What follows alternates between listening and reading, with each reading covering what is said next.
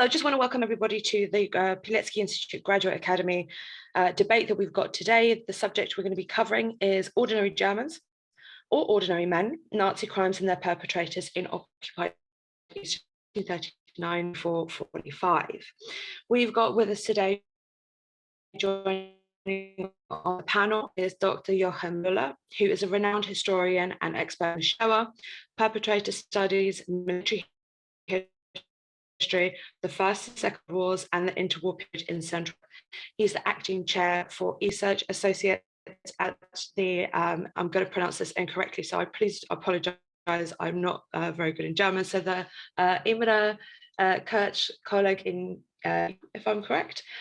He's been invited as a professor at the Sorbonne in Paris, researcher at the German Historical Institute in Warsaw. Several of his books have been translated into English and Polish, thus popularizing the violent history of Central Europe in the 20th century for a broader audience. We also Roger, who is a historian and award-winning author specializing in the history of modern Germany, the Third and the Second World War. He's also a visiting professor at the College of Europe in Warsaw and has published many books on the subject of modern Germany. For example, The Third Reich and 100 Objects, The Devil's Alliance, Hitler's Pact with Stalin, and as well his most recent publication, First to Fight the Polish War, 1939.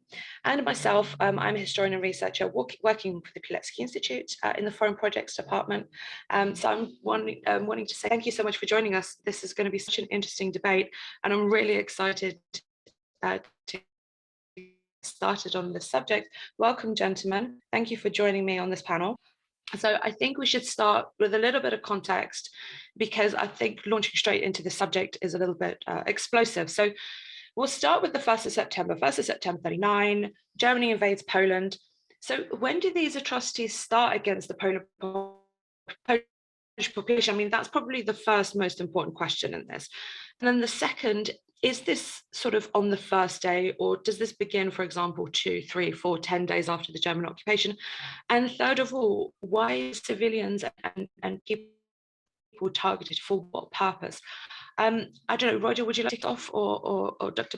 Who would like to take this one first? I'll happily start, and then Jochen can pick up the reins in due course. 3 questions there, Alina. The first one, when did it start? It starts, the atrocities, effectively, they start straight away. I mean, you only need to look at the air attack on Wielun, which is in one of the very first actions of the war.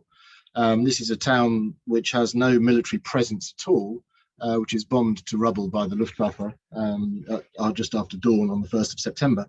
To see that the norms of warfare, such as they are being routinely disobeyed or disregarded in the Polish campaign, and that carries on. The campaign really carries on in the same sort of vein all the way through.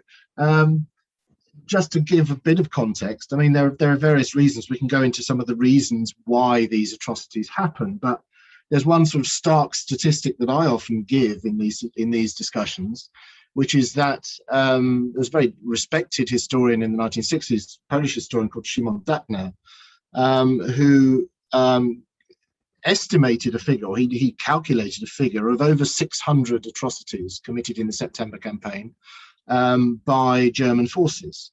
In contrast, and bear in mind that's over 5 weeks of warfare, but in contrast, in the 6 weeks of warfare on the Western Front in 1940, there are something like 25 massacres carried out by the Germans against both civilians and military and POWs. So that statistic in itself tells a story, because the 2 campaigns are of similar length. Military deaths are not dissimilar in the 2 campaigns, but there's this stark difference in terms of the treatment of civilians and POWs, a stark difference which we'll come to between the Eastern and Western War. So that's sort of just to give a brief sort of outline of the issue, is that is a vast disparity between Western method of war with German forces and its Eastern method of war. Jochen, would you like to add anything? Yeah, it's perfectly clear. What Roger says is absolutely true, and I can only confirm. I have been studying not only the Luftwaffe but also the war diaries of German units who entered Poland on the ground. And from the first minutes, it's the first entries of atrocities start with really the early morning hours of the 1st of September. They are even documenting it itself. No? And the interesting thing is that if we look at the ground forces, we have to do here with two kind of forces. Roughly, we can divide between the military and the police. And they had different motivations to kill, which brings us into the topic of our meeting today. The German army, the atrocities start with a vengeance. At the first day, they start to kill people. Look at Częstochowa, for example. Already the 3rd of September, there are about 200 casualties, civilians, being cold-bloodedly killed in the streets of Częstochowa. If you look at the police forces, it's different a little bit.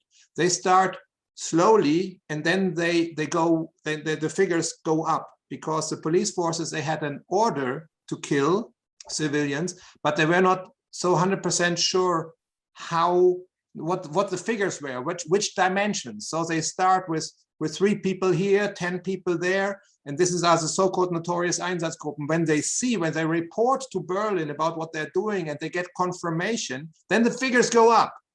In the case of the Wehrmacht, the figures are the highest in the first days and the first week of September, and it's what we call a partisan fear. They think they are attacked by Polish civilians, which they aren't. Yeah? We have it in other invasions as well. Take the German or Austrian soldiers in the First World War in Belgium, but you can also look at Vietnam.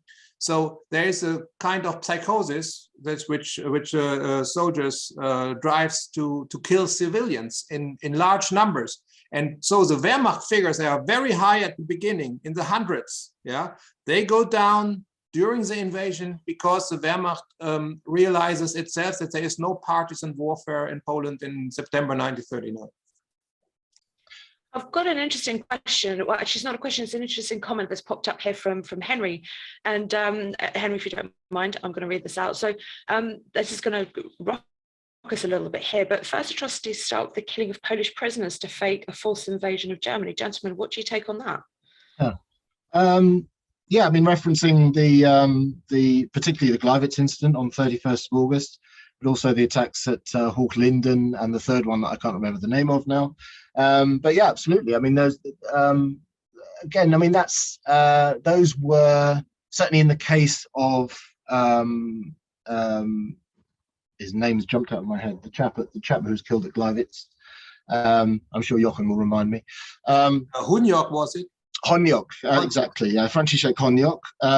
He was an ethnic German living in Upper Silesia, and I think the others that were killed at Hochlinden, I think, were in a similar situation. I think they're ethnic Germans that were picked up again by the Gestapo.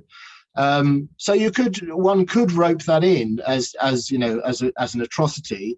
And what's interesting, I think, perhaps more so, is that you could rope it in as evidence of this contempt for the rules of war and the rules of conduct. That you're willing to take someone who's entirely innocent of any crime, somebody like Franciszek Honyok, who had done nothing, incidentally, and essentially use his dead body, kill him, and use his dead body as supposed propaganda proof of a Polish attack.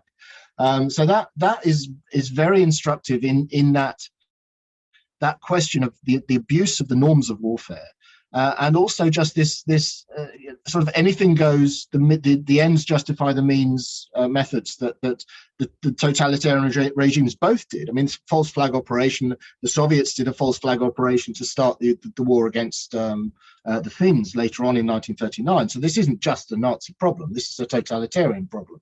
And if you're looking at false flags as well, I mean, the Americans do a false flag operation at the battle at Tonkin Gulf. So I mean, that's another issue. But I think that actually illustrates a different problem than just the one that the questioner was asking. I just want to throw in this because you made the comment about just a few moments ago, and it's kind of a bit of a myth, really, isn't it, where people say, oh, Einsatzgruppen began operating in 1941, but they actually started operating in September 1939, didn't they? And this is something that we don't seem to underline or actually understand, that they were operating already at the invasion of Poland. Absolutely, that's where they get their training, and that's when the German planning for mass killing in the East starts. So the difference between 39 and 41 is that in 39 you don't have any written orders. With the German attack on the Soviet Union in the summer of 41, the orders for the Einsatzgruppen are drafted. You can really read it in the preparation for the so-called Operation Barbarossa. There you have it really on paper, how the Einsatzgruppen will be deployed in occupied territory, who are they going to persecute and to kill, and also the cooperation with the German army. And the reason why it has been put into clear orders and on paper is because they didn't do it in 39 and they had some problems with it, because the army was not informed about the killing order for the Einsatzgruppen. It was, as far as we know, an oral order. It was not given on paper in written form. So you can imagine like this, we have it from post-war interrogations, that the commanders of the Einsatzgruppen, so these are the police forces that are ordered to kill the members of the Polish intelligentsia and of Jews in Poland from the first day of the invasion. So those commanders are summoned to the chief of police Heydrich in the summer of 1939, a couple of weeks before the attack. And they are told that they have to commit crimes, that they have to do executions. Yeah, they are absolutely clear that this is against the law of war. Yeah, but they say it's necessary. We have to persecute the Polish educated classes because they could build up a resistance. Yeah, so and these Einsatzgruppen, they are deployed from day one in Poland in September 1939, from the 1st of September, and they start their killing actions from the very first day. And this is not. If I said that the figures are quite small at the beginning, they rise into the tens of thousands until the end of the year. Those units become stationary, and they are the first Gestapo headquarters in Germany occupied Poland. No? So, and they bring them the real genocide to Poland in 39. No? It's the army acts ruthless as well, and they are killing more than 10,000 civilians already during the invasion. But after this, the leading role for the persecution and murder of Poles and Jews in German occupied Poland is with the police and the SS. I think on that, just to come in on that point about the this sort of perception that you alluded to, Alina, of the Einsatzgruppen only really getting going in 1941 with Barbarossa. I think that's very much a sort of a perception of the Western narrative of World War II. And the problem is that, as we well know, the Western narrative has something of a blind spot about all things Polish. And if it has such a blind spot about September 39, doesn't understand, the nature of that conflict. And as Jochen just described, how brutal it was with the actions of the Einsatzgruppen and others, if it doesn't understand that conflict well enough, then it's not going to sort of figure in that sort of general scheme of how the war was. So the only time, or the first time, that the Einsatzgruppen sort of come to Western consciousness in that narrative is in 1941. So this is something that we need to change. This is why, that I know Jochen's written about this, I have as well. It's important to understand what September 39 was all about, and a big part of it is precisely what we're talking about. This deliberate targeting of civilians, the deliberate decapitation of Polish society by German security forces in 39, because it shows you that this isn't just the methods that the Germans used through the war. It's not just some sort of galloping radicalization of an ideology. It's there right from day one. There's no sort of acceleration process. It's right there on the first day of September 39. And it's planned. It's not like a side effect. We are not talking about collateral damages here. This is a planned persecution and murder of large parts of the Polish population. Yeah. Gentlemen, I think we could probably do a whole debate on September 39 itself and the atrocities, which could be a possible idea for a future panel. If we could actually get it going, I think we could talk for hours, but we're here to talk about the perpetrators. So let's have a look at these perpetrators themselves. I mean, you've got the age-old argument between Browning and Goldhagen, and we'll start with Browning. We'll start Browning's argument because he's the first one that published his book first. So Browning stated that it was all about circumstances. Jochen, would you like to take this one first? It's all about circumstances. There were perpetrators because it was all about circumstances. If you put the question like this, you would also insinuate about what Browning is not. So first, and I would argue against it, because Browning is not only circumstances. But first of all, maybe to make it clearer to our audience, is what if he's talking about if he would be talking only about circumstances, what would he leave out? And what he would leave out if he would only talk about circumstances, that's ideology. Yeah. So I mean, the picture, we just talked about it before our meeting here, is much more complicated. But if you try to boil it down to the very essence of the problem of mass killing and murder, and especially the crimes that Germans committed in the occupied East, and the study of Christopher Browning on ordinary men, so on police officers and normal policemen, I mean ordinary policemen who are German and are killing Jews in Poland from 42 onwards.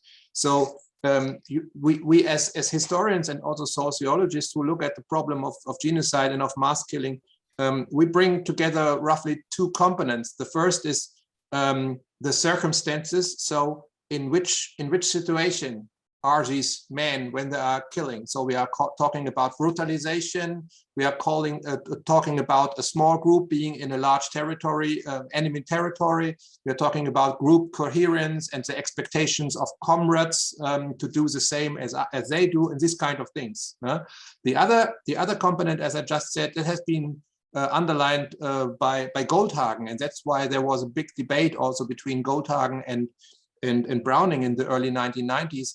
Goldhagen was, amongst others, looking at the same units that Browning did before, and Goldhagen said we have to. It's all about ideology. So it's not like Browning is all about circumstances, because Browning takes also ideology into the picture, but Goldhagen, he rather, I think he overdid things when he was saying it's just only ideology, so circumstances don't matter. It's a German ideology, the Nazi ideology, and it has an age-long history from the German kind of way of thinking, and since Martin Luther and the Middle Ages to the modern times. No? So this was the controversy. What the controversy between Browning and Goldhagen was about. So I would argue, and I would be interested what you say about it, Roger, that that Browning is at the end, if we look at how historians took up both positions, that Browning won. And we are looking at a very complicated picture in which ideology and the circumstances under which men kill other people has both to be taken into the picture. Yeah, I absolutely. I would. That's a very elegant outline of the problem, and I would agree. I mean, I think we have to bear in mind that Browning's study is a micro study. So that's one point that I think it needs to be borne in mind. He was looking at Battalion 101 famously, which was involved one of the Einsatzgruppen that was killing Jews in 1942, I think it was from memory, in occupied Poland, shooting them. So it's a slightly different case from what we were talking about earlier with sort of Wehrmacht atrocities. Of course, it's much more brutal, calculated killing. There's no sort of heat of the moment. The circumstances are much more reduced in that sense, in this mode of killing. But I think what always interests me, is that the problem with ideology as a motivator is, and part of this is the fault of historians as well. Historians we love ideologies. We love looking at these, what was the sort of ideological worldview? What was the Weltanschauung? And, how was that expressed? I think we have to take a step back sometimes and wonder what the extent to which the ordinary man or woman even in any of these systems is actually motivated by ideology.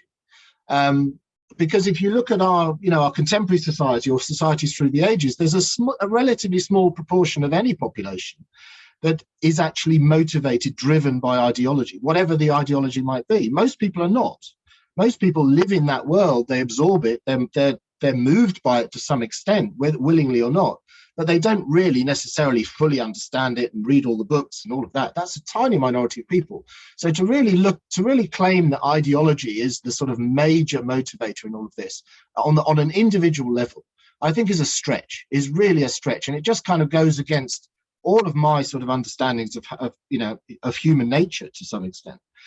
But having said that, ideology here undoubtedly plays a role because it creates the circumstances that we're talking about, right? So this is where there's this sort of interplay. Browning's very good at sort of saying, he in that book, he foregrounds this idea of peer pressure that, the individual shooters didn't want to let down their fellows, their mates, by sort of backing out of the line or whatever it would be. And none of them sort of cite ideology as a motivator, which is interesting in itself, but interesting, but importantly, ideology creates the situation, the circumstances that put those men in that position with rifles in their hands, pointing them at Jewish civilians. So, you can't sort of take this. It's a false dichotomy to say, is it circumstances, is it ideology? It just doesn't work. It's a mixture of the two. And actually, it's as I said, I think crucially, ideology is what creates those circumstances in which atrocities then occur. May I chip in once again? Of course. Yeah, because that's very important what Roger just said. And and if we have many listeners from Poland, there is a book also that has been translated to Poland by Harald Welzer. He is a sociologist, but with a very strong interest into history. It's called Perpetrators. In Polish, it's Sprawcy. And he is making a point that, as Roger said, ideology, like the intellectuals who really share it and who drive it forward, this is a tiny minority, but they construct a framework for the society. For example, the Third Reich, the Nazi ideology. It doesn't have to be. You don't have to be a fervent Nazi ideologist if you lived in the Third Reich and you were very young when it started in 1933, and you grew up and you were in the Hitlerjugend and then you were in other institutions. Then the what we see as an abnormity becomes the reality and norm. So it's about norms and values. So you don't have to be a super Nazi, but you live in this matrix. And so it seems to become normal, for example, to just say that Jews or Poles are no humans, which is complete bullshit. But if you hear it all the time, and it's not an excuse like, oh, they couldn't do otherwise. It's just like these are explanations that sociologists brings. Those people, they get a framework which is in a kind of way, it's radicalized. It departs from the norms of the 1920s and makes something else. And these shifted frameworks is the mental area where genocide is created, because these people become willing to kill because somebody gave them an easy logic to believe that it's right what they are doing. And we are talking about unbelievable, brutal crimes, but they become normality and reality in the occupied East, as we know. I'm going to throw something in. I know we've got a lot to discuss in this, and we're short on time, but I think we should address this. I mean, is there a difference between committing atrocities against Poles to committing atrocities against Jews?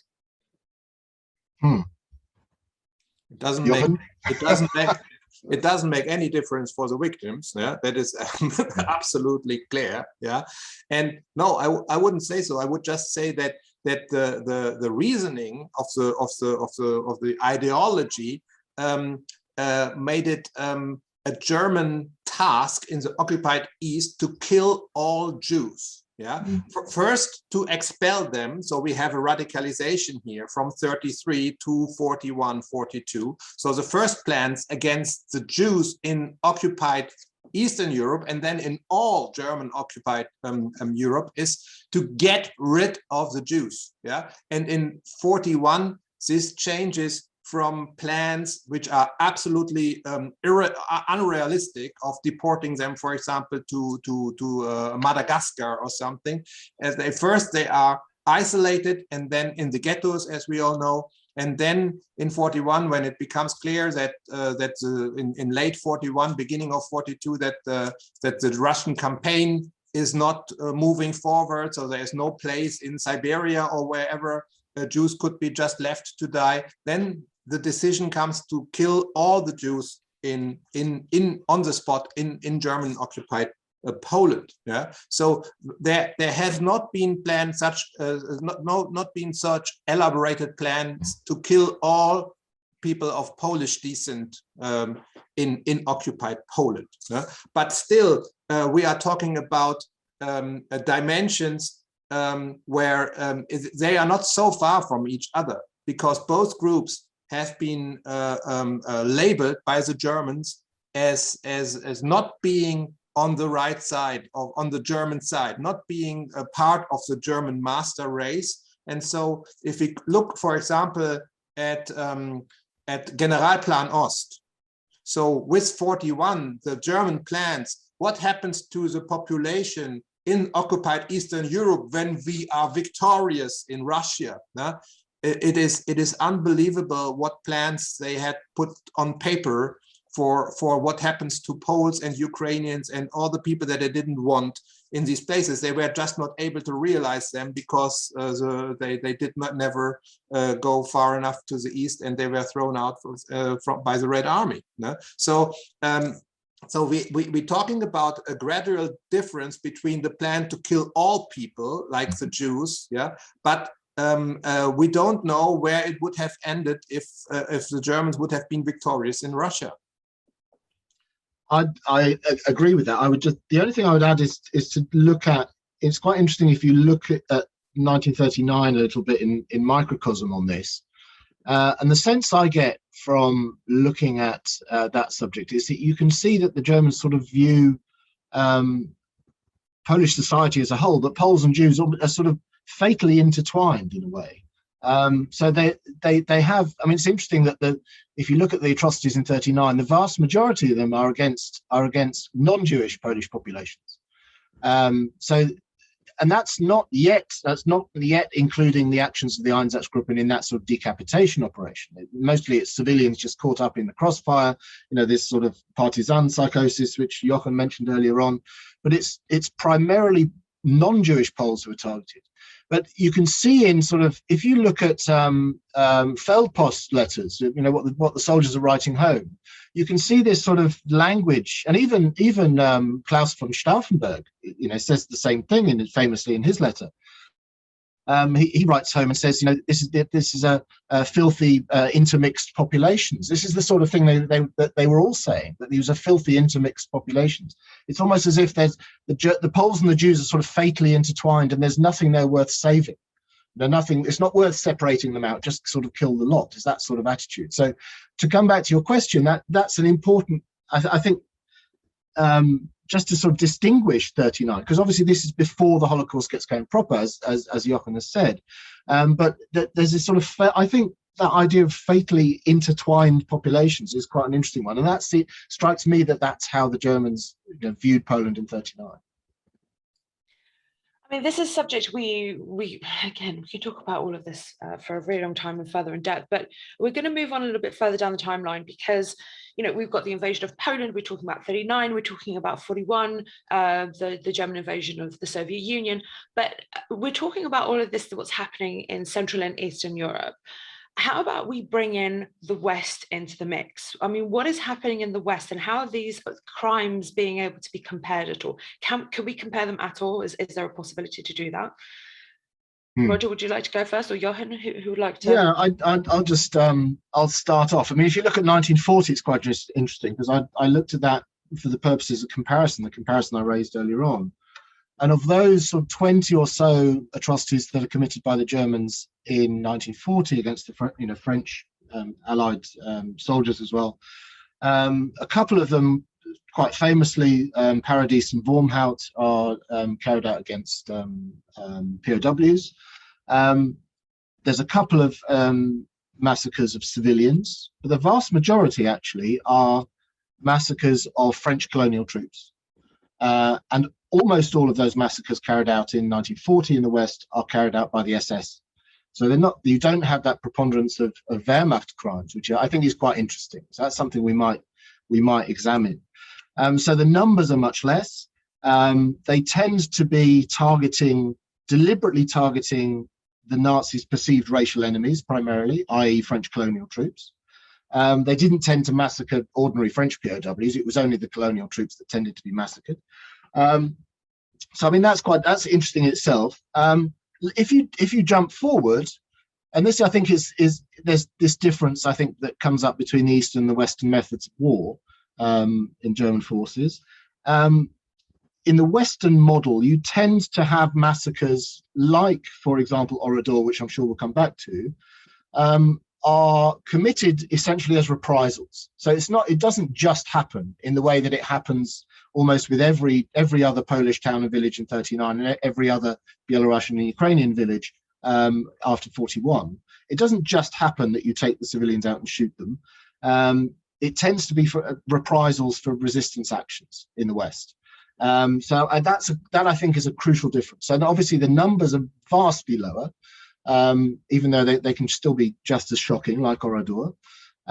So slightly different targets, numbers are much, much lower, and a different motivation, I would say, crucially, that aspect of reprisal killings. Yeah, and I would like to make a point that I find highly interesting if it comes to the Einsatzgruppen and the deployment of the notorious Einsatzgruppen for the murder of civilians in occupied Eastern Europe. We have a writing from the hand of the chief of the Einsatzgruppen, of Reinhard Heydrich, the notorious chief of the Reichssicherheitshauptamt, who had been killed in the protectorate, in the Czech protectorate in 1942. But in 1940, so if it comes to the invasion of France, he notes down that Einsatzgruppen cannot be deployed in France. Yeah, so the methods of mass killing that are deliberately brought to Eastern Europe, even planned before the war, the chief of the German security police himself says, we cannot do that in the West. Yeah, and he doesn't say too much, he doesn't go too much into detail why, but it's obvious that he makes a distinction between occupied Eastern Europe and Western Europe, and we can assume that it has to do with the West is much more under the eye of world population, of war correspondents and so on being there. So in the East, it looks like for the Germans we can do almost everything, but it is of course also a racial argument, a racist argument. No? So that the direction of genocide and mass murder from the German logic, from the Third Reich logic, that direction went east. So, and Roger mentioned Oradour, yeah, Oradour-sur-Glane, where a unit of the Waffen-SS killed hundreds of civilians as a reprisal. And it's very interesting if we look at it, why did it happen so late in the war? It's like the warfare, the German, not the warfare, but the war crimes that the Germans committed in the East, those units come back and they are also deployed in Western Europe or in Italy after Italy leaves the Axis, yeah, and is regarded by the Germans as a traitor.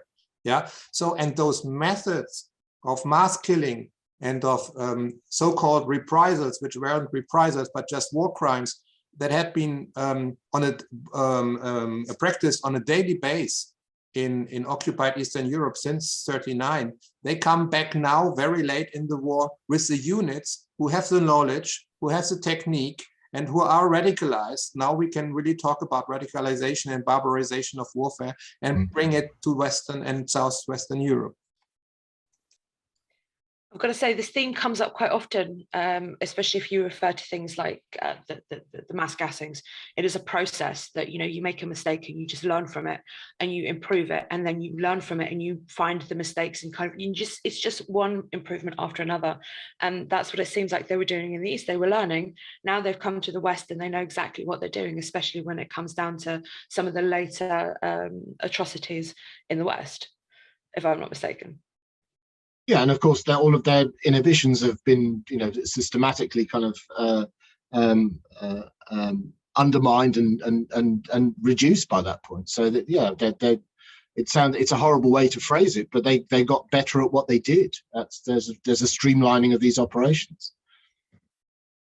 Yeah, we can really talk about a learning process. It sounds cynical, but that's what it is. It's when the Einsatzgruppen were sent to Poland in 1939. They did not know how to perpetrate mass murder. They had to learn it. We have an interrogation of a member of an Einsatzgruppe who was asked in the Reichssicherheitshauptamt in the December of 1939 about what they were doing in Poland. I mean, they knew exactly what they were doing, but he was reporting about the process of mass killing. And then he explains to his superiors, we were not told how to do it. So first we did it wrong. And so to learn how to kill a large amount of people, it was something that they had not been trained to, of course, before. And this is also, it shows us how important it is to understand what role plays the war in those mass crimes. The war, of course, there have been atrocities already in the Third Reich against people that were incarcerated in concentration camps, against Jews also in 1938 in November, and so on. But to kill people in large numbers, that was something that was in an experimental stage, and the experimental area, so the experiment the experiment took place in occupied Eastern Europe, first in Poland and then in Russia and in the other areas, and also in Southeastern Europe and in Yugoslavia. Just one last point before we move on from this sort of East and West comparison, which I'm sure, I mean, it won't be a surprise to anyone, but it's not been mentioned. Of course, Eastern Europe is the area that Germany has sort of marked out essentially as its empire. This is the area in which it wants to expand itself, expand its population. That's supposed to be, you know, Hitler described Eastern Europe as his Raj, you know. Western Europe just had to be compliant. It had to go along with this, but there were no long-term ambitions really to sort of, you know, conquer and occupy, you know, Britain and France long-term. They just had to be compliant. They had to be battered into compliance. But Central Eastern Europe was Hitler's playground. That was where the empire was supposed to be built. So of course, there's going to be different policies, population policies put into place there than there were in the West. Absolutely obvious. Another thing we haven't mentioned is Italy. I mean, how do we compare Italy into this? Where does Italy come into this at all, and if at all? I think Jemima, I'm no expert on the Italian theatre. I would add that straight away. But the sort of examples that I know a little bit about. So there's massacres up at Lake Maggiore in 1943, and then of course the Ardeatine Caves massacre in 1944. They all seem to be, again, it's that horrible word, reprisals, but they seem largely to be reprisal killings rather than this sort of systematic targeting of a population that's just seen as utterly superfluous and shouldn't be there. To my mind, that sort of marks out those atrocities in Italy as belonging to that sort of Western model rather than the Eastern one. But I'll defer to Jochen if he disagrees. Yeah, it is on a different level, but still, I agree, Roger. And still what we can find is continuities of units who have been deployed first in Russia, for example, and then come to Italy. And in Italy, there comes also another motive into play.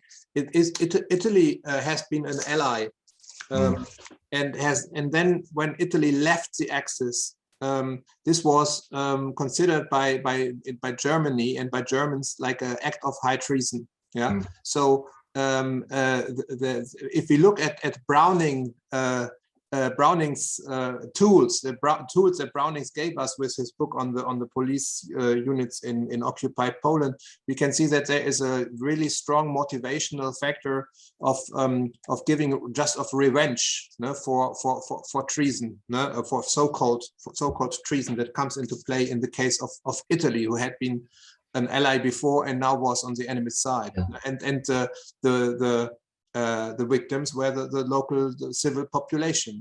And of course, we have a partisan warfare in Italy, and we have partisans in Soviet Russia. So the German units, they deploy the same methods that they deploy in occupied East against the civil population, where we have partisan activities.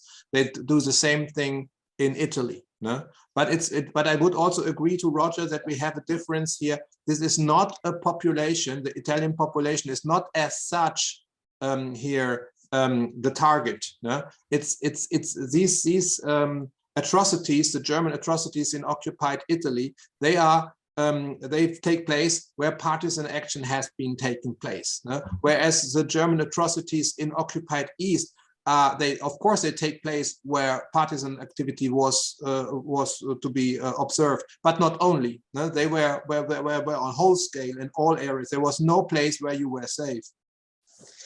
That point about this perception of a betrayal on behalf of Italy and Italians is an interesting one. I came across this a few years ago, looking at the fate of foreign labourers in Germany, particularly in Berlin.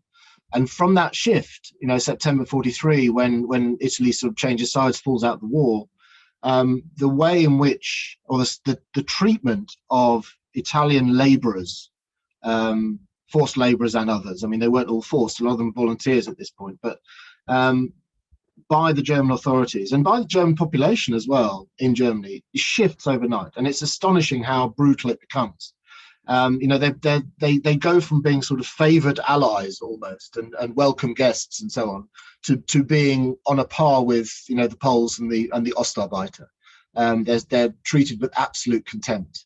So you can see that element of that betrayal that Jochen talks about. Yeah. I would like, it's a very good point, Roger, and I would like to draw your attention on the works of Thomas Kühne, who is a German historian who works in the US. And he has published a book a couple of years ago, which is called Belonging and Genocide. And this is what we are talking about here. Either you belong to us, in the view of the Third Reich, or you don't. Yeah. So the group, which is defined as we against they, is already very small. And the Italians have been part of this group until they left the Axis. Yeah. So what's happening here is that the violence marks the difference between us and them. This is already in the occupied East. We, from the view of the perpetrators, of the Germans, no, this is the master race, and this is our colonial conquest here, and people that don't belong to us are at our mercy. Yeah, and with the Italians, we can see how one group shifts from the belonging to us to the other side, and then they are also targeted with violent measures. Let's stick to the subject. So we've just been talking about partisans. I think we should stick to the subject here, because we're going to come back to Poland, Central and Eastern Europe, because there is one event that actually does stand out, especially in 1944.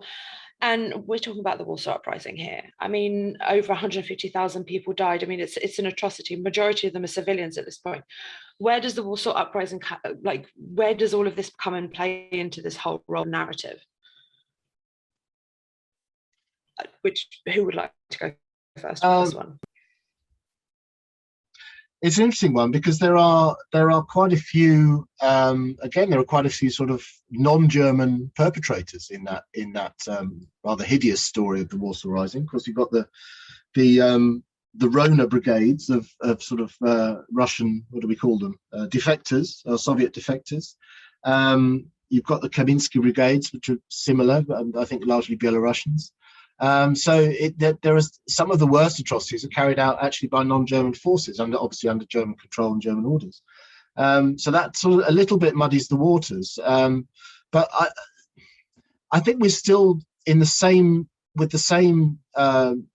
sort of problem that we had before, that Poland and Warsaw particularly. I mean, this is the city that, of course, Himmler describes, I think, in a memo to Hitler, says, this city that has blocked our way to the east for 500 years.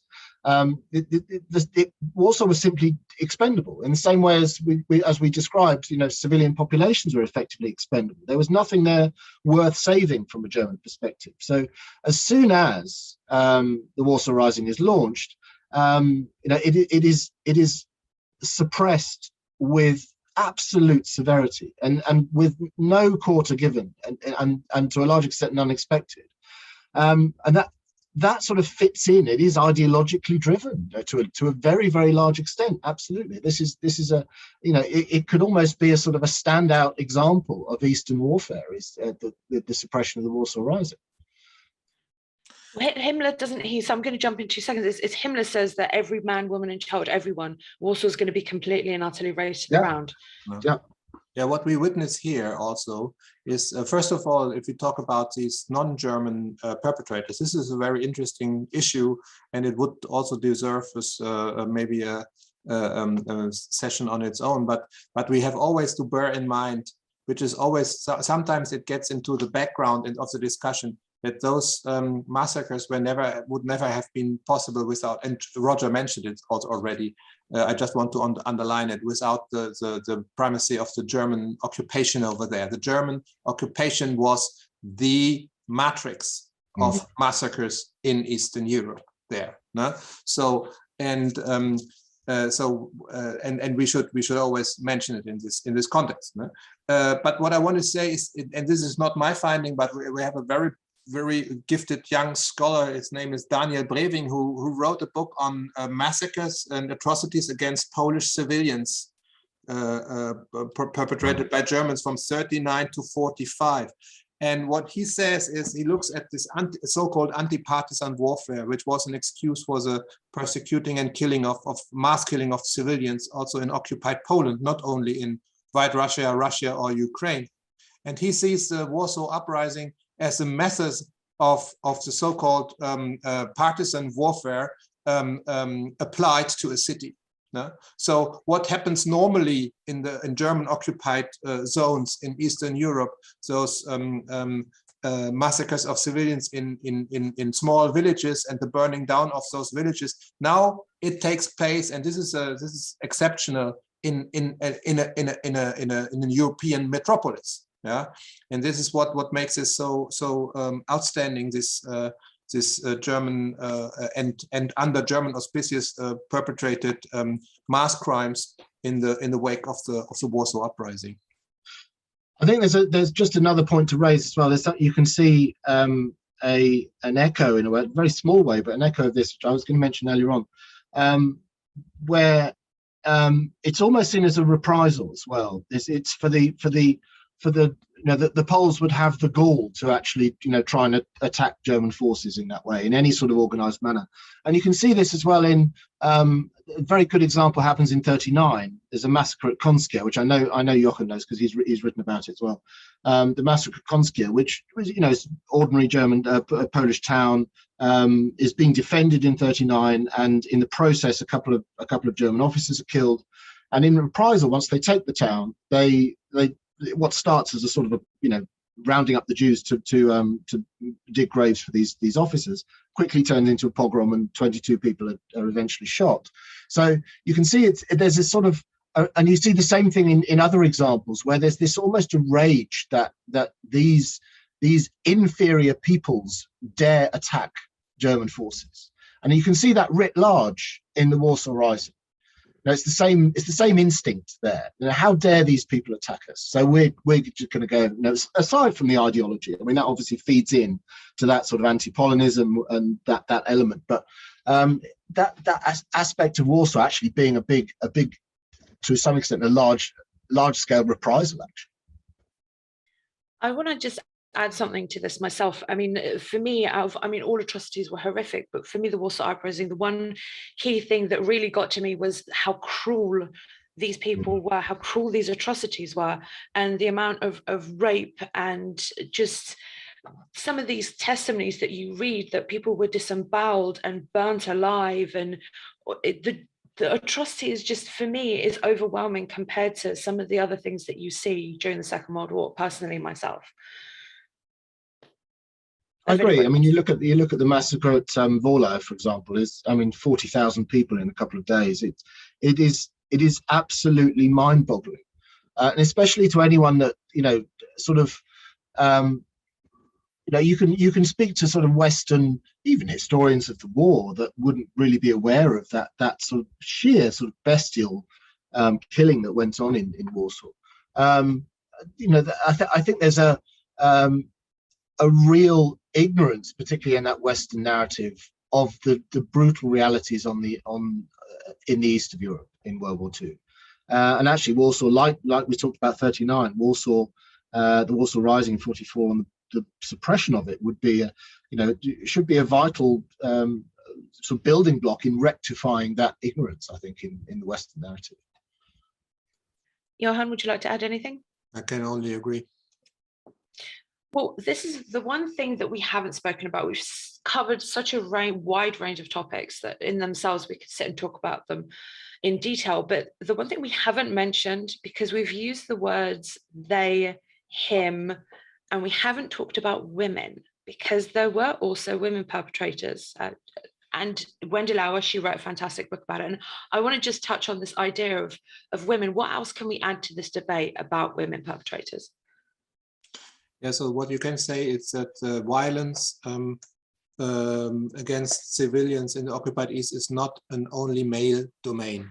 Yeah, although of course by the nature of things, the units that have been deployed and mostly brought this mass violence to European units were all male units like Wehrmacht and Waffen SS and SS and police units. Of course, the weapon bearing people were men, yeah, but they had also women in their ranks. They were sitting in the offices and writing reports and so on. So you cannot say that only men did see what happened in the occupied East or did perpetrate those crimes. So women were part of it. And if you go to the camps, then you have also women personnel, which is deployed also in occupied Poland.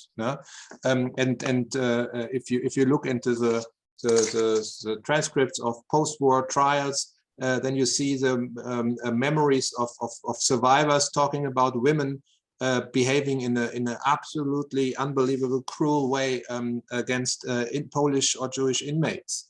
So it's not a male-only domain, and we have even also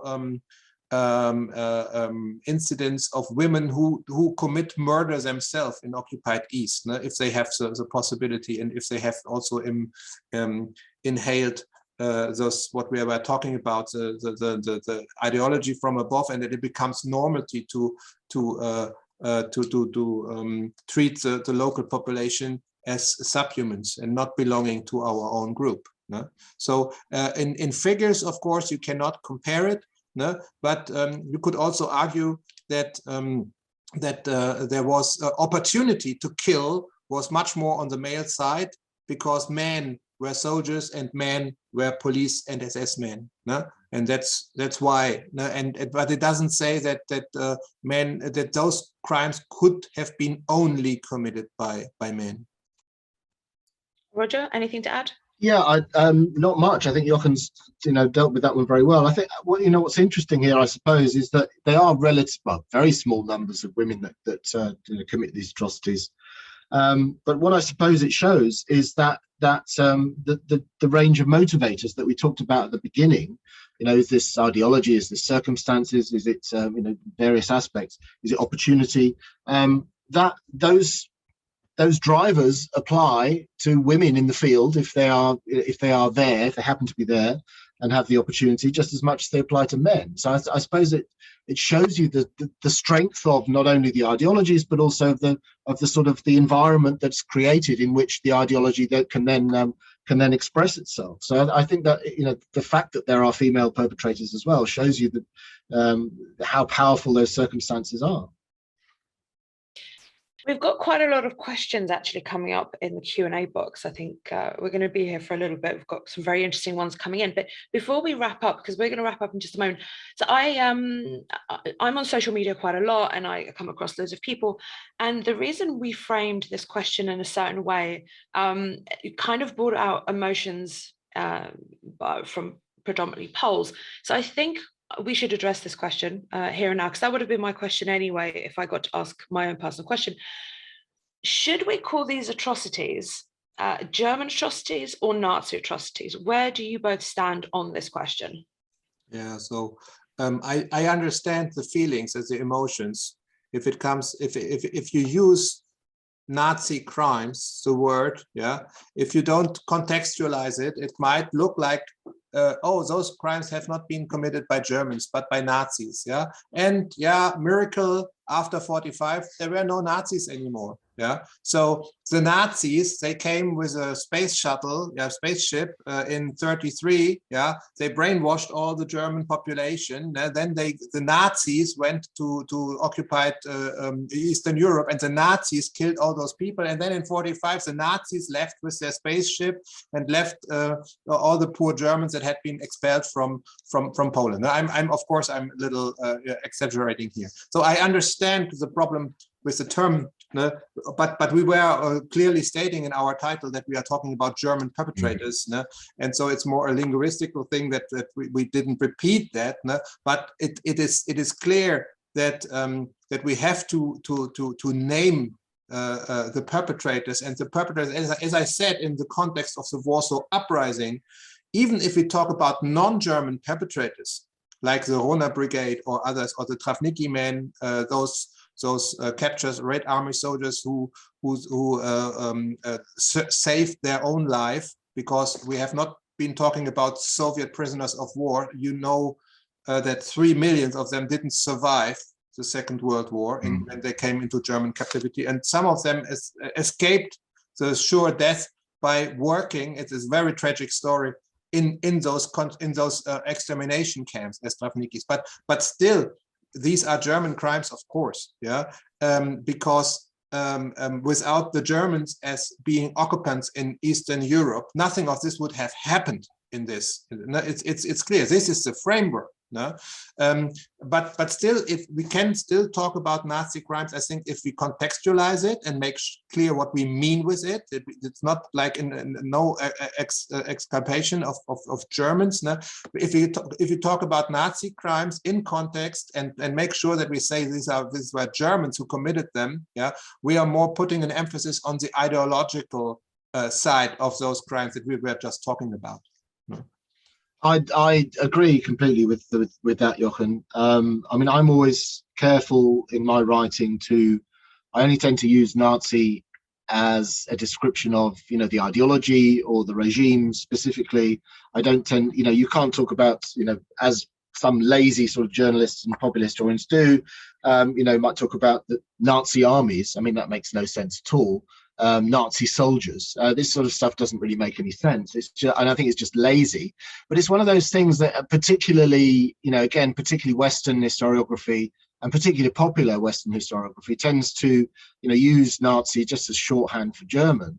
And I understand that sort of that concern. And you say it is primarily a Polish concern, because that's where I tend to hear it.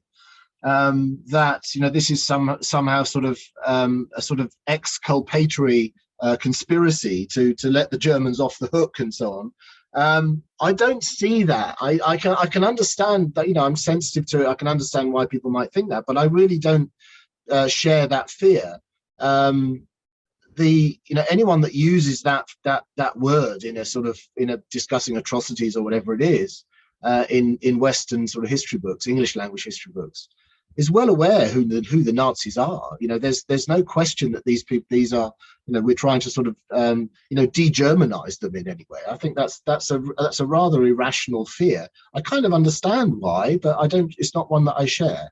But having said that, as I say, I do tend to be quite punctilious about when I use the word Nazi, and it fits in very few, I would say, actually relatively few. It fits in relatively few circumstances. I think generally you can use German quite effectively. Gentlemen, thank you so much. There's been good answers, so I really appreciate that. I think we're going to finish now the discussion, but we've got time for questions. So if anybody's got any more questions, please don't put them in the chat box. Put them in the Q&A box so I can see them and we can answer them. So we'll start from the top. We've got Mark, who asks a question, more of a statement. Can the panelists please speak about killing of civilians, how it was built into the training of the German armed forces at the time? So it was not part of the training of the armed forces. Yeah, they have been rather prepared mentally to be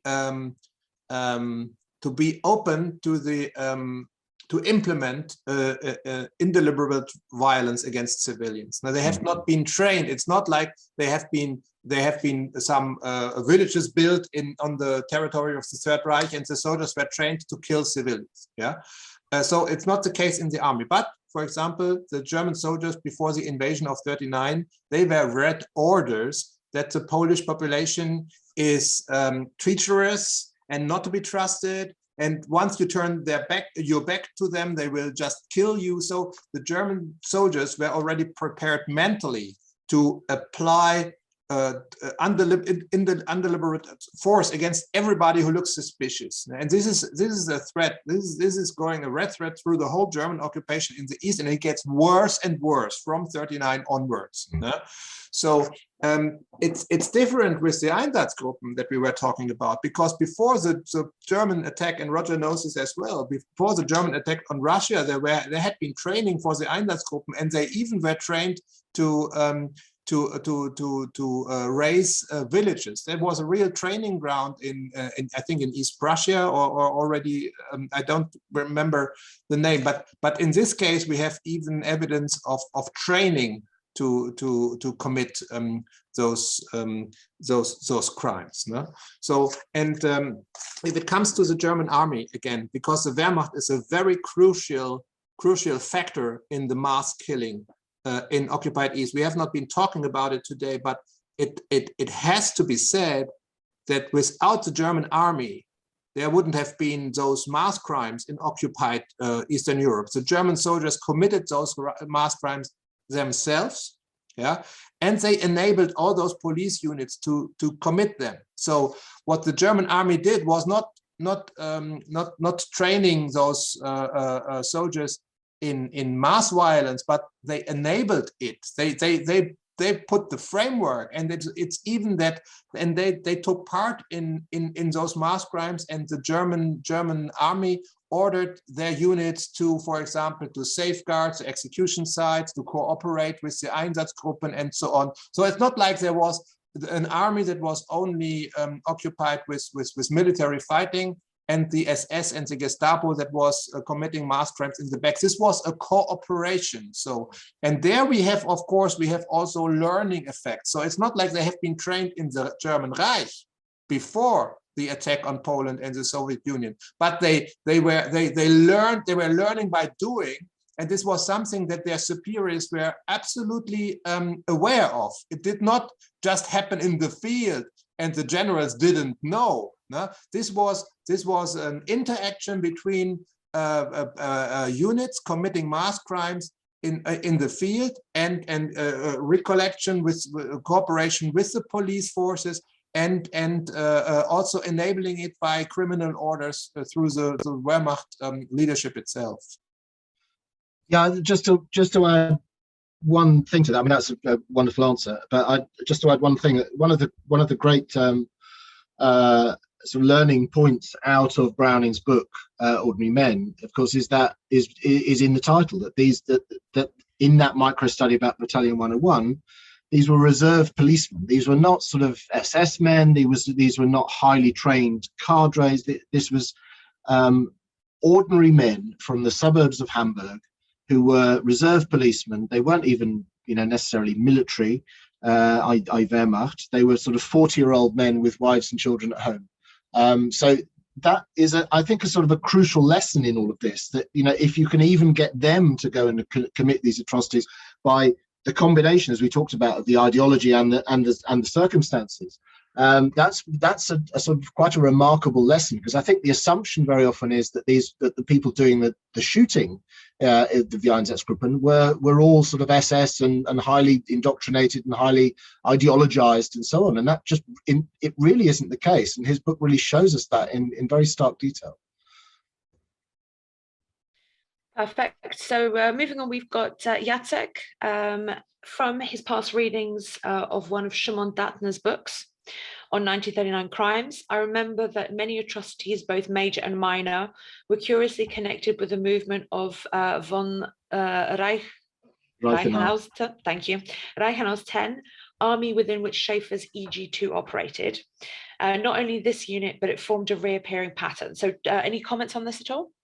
Yeah, I can comment on it because I researched the combination of the troop movements, of the German troop movements in Poland in 39 and the atrocities. So what I did, I had a map in my office where I was writing my PhD, and this map was a map of Poland, and I marked the movements of the German troops, and I marked the massacres that has been reported by Szymon Datner and others. No?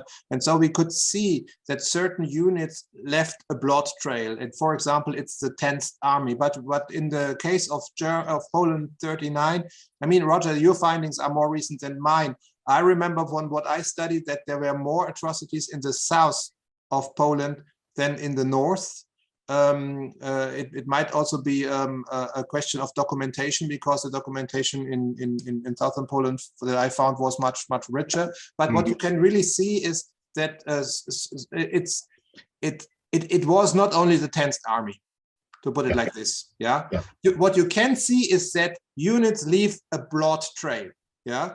But there is not only one blood trail during the invasion of Poland in 39. There are dozens of it. If you look at smaller units, even more. Yeah. So it's not like this is an exception. Yeah?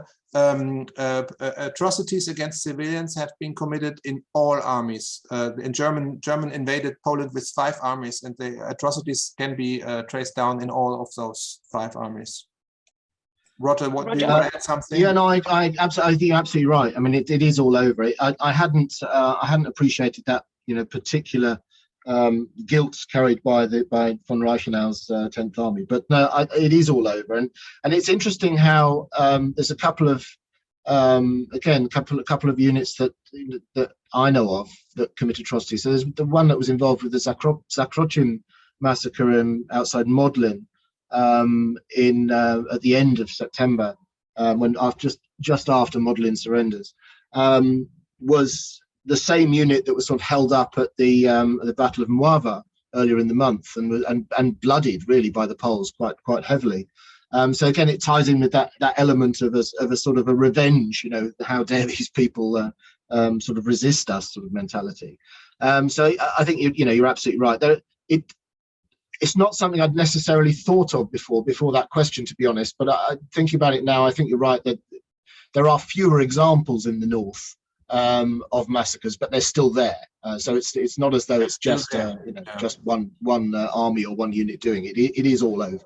Yeah, and for example, in the Heeresgruppe Nord, there is Fedor von Bock. This is one general who becomes also notorious during the German invasion of Russia, and he issues one of the first, I would say, criminal orders of the Second World War, when he says, also in the north of Poland, he says that if there's any suspicion of partisan activity, the whole town has to be burned to the ground. And this is an order given on the 12th of September 1939. So the next question comes from David.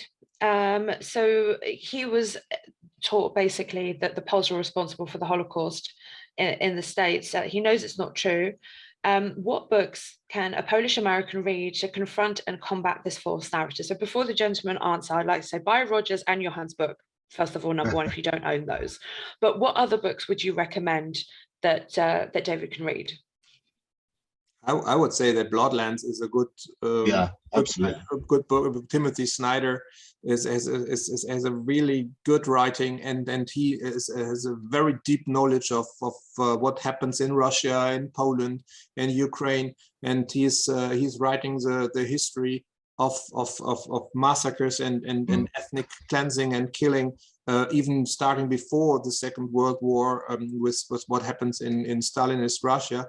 So and I think he has a way to explain it also to a non-academic audience, which is really also fascinating. So this is the first book that comes into my mind which explains it, but deeply based on academic findings and on this absolute state of the art, even now 10 years after it has been published.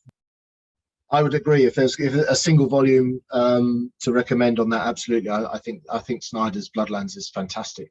It reads brilliantly well. As you say, it's impeccably researched, and absolutely, I would recommend that. Fantastic. So John asks, it's a bit of a long one, bear with me.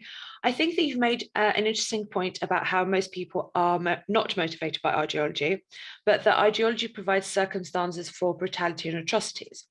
My question, which goes beyond the field of history, what personal qualities do you think motivate these people who risk their lives by going against Nazi ideology, even by Germans?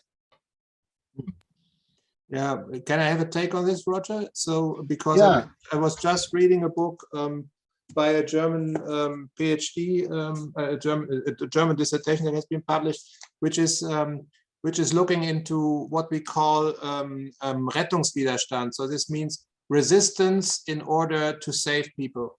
Yeah, and the most, I would say, the most known example is Wilhelm Hosenfeld, the German officer who saved the life of the Polish pianist, the Polish-Jewish pianist Władysław Szpilman. He finds him in hiding in the rubbles of Warsaw during the Warsaw Uprising in '44, and hides him and gives him things to eat and so on. So we have books on Germans in uniform, like policemen, SS men, or Wehrmacht officers who saved people. Yeah. In occupied Poland and in other places. No? First thing to say is that this is the absolute exception. So you cannot even name it in percentages, because it doesn't make sense. Yeah, there are so few cases that you cannot make an argument out of it. Yeah, but you can look and on the motivation of those people. No? The best documentation we have on it is on the righteous amongst the nation, because there are some Germans amongst the righteous amongst the nations in Yad Vashem who saved Jews or from persecution. And the book that I read, it was about Wehrmacht soldiers in occupied Poland who were stationed there for a long time. And what we can see is that there are two factors. The one factor is that those people have been, in a way, most of them were already an older generation, so they had they were already adults when the Third Reich came into being in '33. Yeah, so they had their schooling and also part of university or so before 1933. So they were already formed. Yeah, so which doesn't mean that all of them were resistance fighters. Some of them were, I would say, Nazis as well, but they had a kind of education before the Nazis came into power, were elected, we have to say, yeah, in '33. So they had already a kind of tools of values that were formed before the Third Reich. And this doesn't mean that they were resistance fighters or not Nazis, but they learned something before that moment. And most of them, not all of them, but most of them, through the brutal reality of the occupation they saw, no? They knew about the killing of all Jews in occupied Poland. They saw how Poles were treated by the Germans. If they were first as a member of the occupation forces they changed against it. No? But this comes, of course, at a high risk.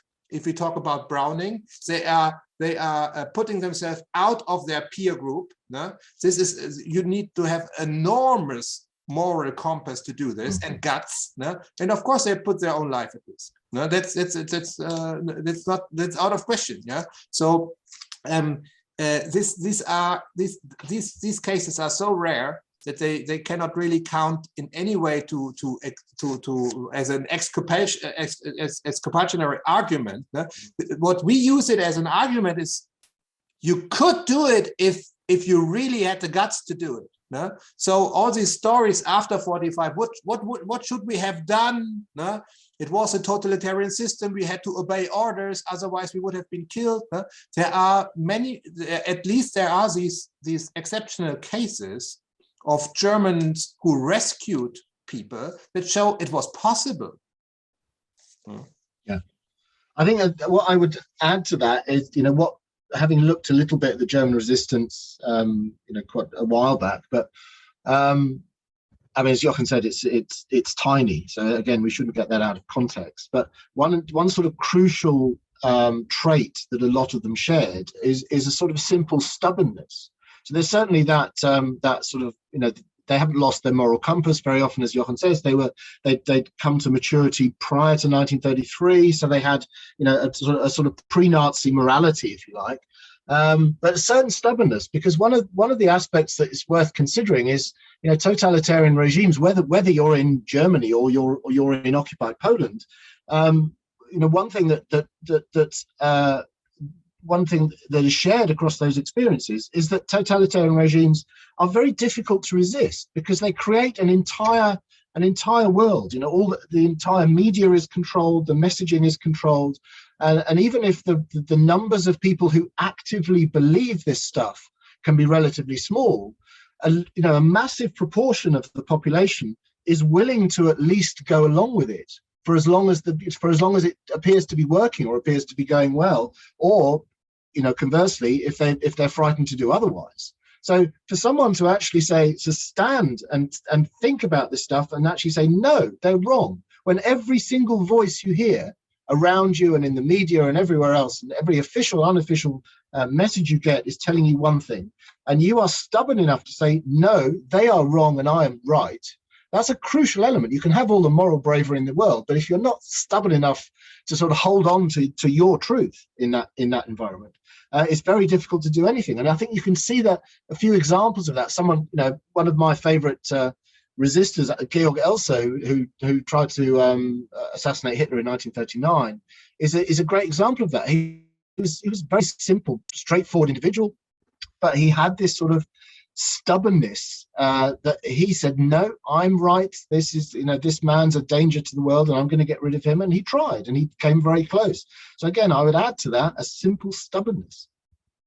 And I want to make another point which I think is important in this in this question, and this is about resistance and Nazi ideology, because there's another, unfortunately, it darkens the picture again. You have mentioned Stauffenberg, Roger, and letters of him, how he writes about Poles and Jews home in 1939. No?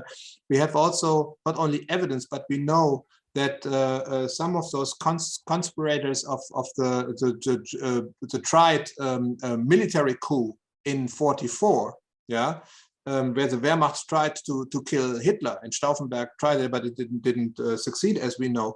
And some of the major figures who are revolting against the Third Reich and try to overthrow it in 1944, they take part in the crimes in occupied Russia in 1941-42. So von Tresckow, Stauffenberg, and others, they are deeply up to their neck in German mass crimes before they turn against their own leadership, because they see that the war is not to be won. Yeah. This is a very important question for Jochen, because James already has Roger's book, but he doesn't have yours. Can you please remind us the title of your book? Yeah, it depends if you need it in English, because my book has not been translated into English. So if it's about a book on 39, if you need a book in English, you should, of course, read Roger's book, but there's also, if it comes with a very special view on crimes by the Wehrmacht and Einsatzgruppen only, you can have a look at Rossino's book, and you know it very well, Roger, as well. Hitler Strikes Poland. No? Yeah. And my own book has been translated into Polish, and it's but I let's have a look where it is. Zbrodnie Wehrmacht. That's the Rossino. Yeah, that's here. See that. Zbrodnie Wehrmachtu w Polsce. Yeah, that's the Rossino one. That's Rossino. Yes, that's very good. Yeah, and but if you look, I have one book that I published with two colleagues together. If you need it in English, about the Einsatzgruppen, that is War, Pacification, and Mass Murder in 1939. Perfect. Thank you very much, gentlemen. Very interesting question from Don. Were children ever forced to commit atrocities? Not in those cases that I know. No. No, I haven't heard of anything on that front. No. Yeah, you can only, that maybe the only because children were not part of the occupational forces. No? So but the only theater where we would look is where Germans turn against Germans in 1945, at the very end of the Third Reich, when people start to say, okay, Hitler, this is all shit, and then you have organized bands of youth in Berlin and other places of Germany who have been ideologically trained in the Hitlerjugend and who take part in atrocities against Germans who they regard as traitors. No? But I have never come across it, I have to say, in the occupied zones where German has been in Eastern Europe. No. The next question, I mean, Roger, you've spoken about this quite a few times actually in various different talks because you get asked this quite a lot. Stephen asks, do we have any evidence that German and Russian forces cooperated in persecutions of Poles, particularly once Russian forces invaded Poland? That's an interesting question. The wider question of cooperation between the two is still somewhat murky. And it's one of those elements that I'm kind of hopeful that in due course, there might be some revelations from the ex-Soviet archives. There is, but Stalin invades, just to give a bit of background, Stalin invades, of course, on the 17th of September. It's a rather different war in the East. It's still a war, it's still a military operation, but it's rather different from the German operation in the West. Stalin has officially declared himself neutral in World War II as it unfolds in 1939, but of course he's not. He's still a combatant power, and he's very jealously guarding that sort of pseudo neutrality, which means that he hesitates to launch his invasion anyway. So a lot of the correspondence between essentially the 1st and the 17th of September is the Germans corresponding with their de facto ally Stalin and saying, well, when are you joining our joint venture? And he's saying, well, I'm waiting for the circumstances to be right. And the circumstances to be right meant for him that, Poland had to be on the brink of falling, and then he could sell his invasion, in inverted commas, as, a sort of police operation to assist Belarusian and Ukrainian populations imperiled by the Polish collapse. And that was the narrative that was given. So he's very keen to distance himself from the Germans, both ideologically and strategically and militarily. So consequently, when they did invade after the 17th of September, they had this rule that they had to keep 25 kilometers away from German forces. So there wouldn't be any of this sort of cross-contamination, if you like. Of course, that didn't always work. It wasn't practical. So, particularly with the siege of Lvov, which you know very well, Alina, the Germans arrive in Lvov first, and then the Soviets arrive, and they essentially collaborate in the siege of Lvov. And eventually, the commander of Lvov surrenders the city to the Soviets, makes that choice. It was a pretty awful choice that he had between the two anyway, but he chose the Soviets. And again, there's another example is the parade at Brest on 22nd of September, where Soviet and German forces join in a joint parade through the city, there's newsreel of that, which is still profoundly embarrassing to those in modern Russia who want to deny that the Germans and the Soviets were collaborating in 1939. So there is collaboration, but the Soviet side tried to sort of minimize it as much as possible because the optics were so bad, and they wanted to preserve this supposed neutrality.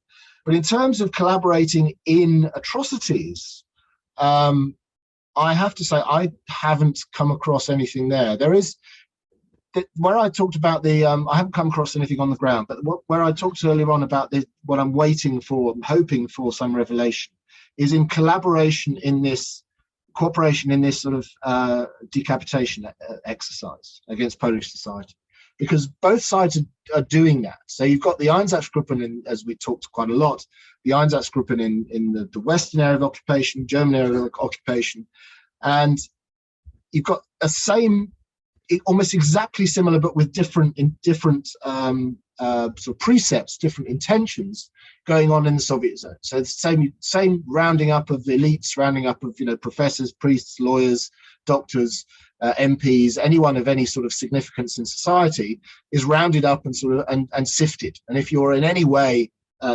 considered suspect and minded to resist Soviet rule, chances are you'd end up in Kolyma or Norilsk or somewhere dreadful like that, if indeed you weren't taken out and shot. So this decapitation process is going on at the same time, late 1939, early 1940. The best example on the Soviet side, of course, is Katyn. And I would love to see at some point in the future, documentary evidence of it being coordinated by both sides. But up until now, I haven't seen that evidence. I don't know if Jochen has any more on that. No, this is still obscure. There has been a film, I don't remember the title, where a document surfaced where was a leaked cooperation between Gestapo and Russian security forces, but it's probably fake. So there's always a question of a doubt. What I would say is what we see here, until we find further evidence, I have also not seen any archival documentation of a cooperation between the German and the Soviet security forces, between the Einsatzgruppen and the NKVD.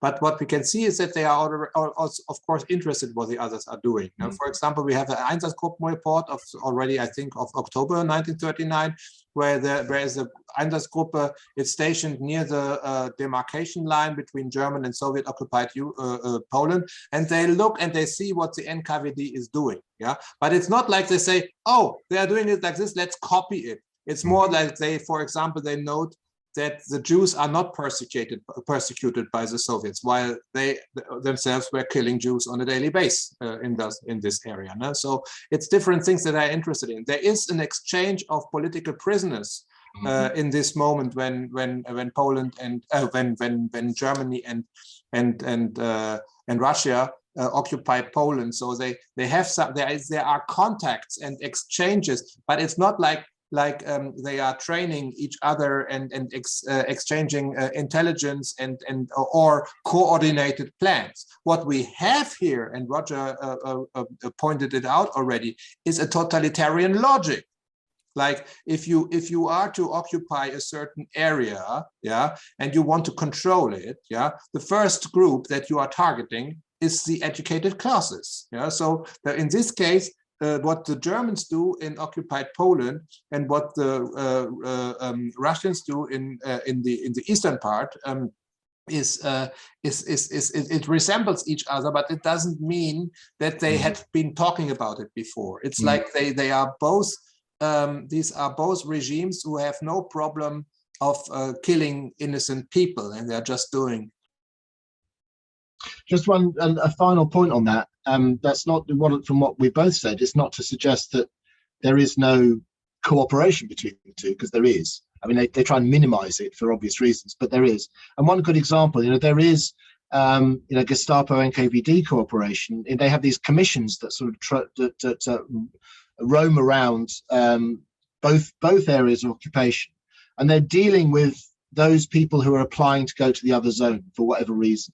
So you have to sort of appear in front of this panel, and it could be, a couple of NKVD men and a Gestapo man, and you give your case why you should be in the West, or if you're in the West, why you should be in the East. So there is that sort of level of cooperation all the time, but it's just, in terms of atrocities, I haven't yet seen it. Gentlemen, thank you so much. I mean, we've got so many questions left, and I feel really bad that we're going to have to finish now, but I'm sure we're going to get both of you back on and we can do a whole different discussion and answer all the rest of the questions that have been left behind, because we still haven't touched about the allies. We haven't talked about how the perpetrators perceived life afterwards. There are so many different things we can still talk about. So I'm going to make sure that we will come back and do something all over again. But before we finish, I just would like to remind people that we are going to have another talk, which will be on the 13th of December. It's going to be a debate on the 40th anniversary of imposing martial law in Poland. The title will be Poland as a Playground of Cold War Studies, 1981 to 1989. And the speakers will be Daniel Fried, Professor Mark Kramer, Dr. Łukasz Kamiński, and Irena Lasota, and Malwina Garega will be moderating the panel. I highly recommend. It's going to be a very interesting discussion. So gentlemen, again, thank you so much. It's been so enlightening, and I wish we could carry on, and thank you. Yeah, but I also want to thank you, Alina, and also Roger for a great, I was really, although that was a very dark topic, it was still highly interesting, and I participated with pleasure, I have to say, and also thank to the audience for the excellent questions. Absolutely, I agree with that. Mm.